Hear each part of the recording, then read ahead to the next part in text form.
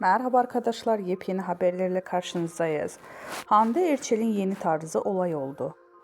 Ünlü oyuncu Hande Erçel son günlerde hem özel hayatı hem de tarzıyla magazin gündeminden düşmüyor. Hakan Sabancı ile yaşadığı ayrılığın ardından yeniden objektiflerin karşısına çıkan Erçel, yüzü olduğu markanın düzenlediği özel davette ev sahipliği yaptı. Ancak bu kez dikkatleri üzerine çeken şey kıyafeti oldu. Hande Erçel'in daveti için tercih ettiği sade ama iddialı kombin kısa sürede sosyal medyada gündem yarattı.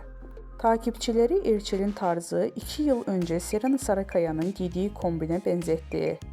Kimi kullanıcılar ilham almak normal derken kimileri tam kopyalamış ifadelerini kullandı. İki ünlünün ismi stil benzerliği magazin sayfasında da geniş yankı bulundu.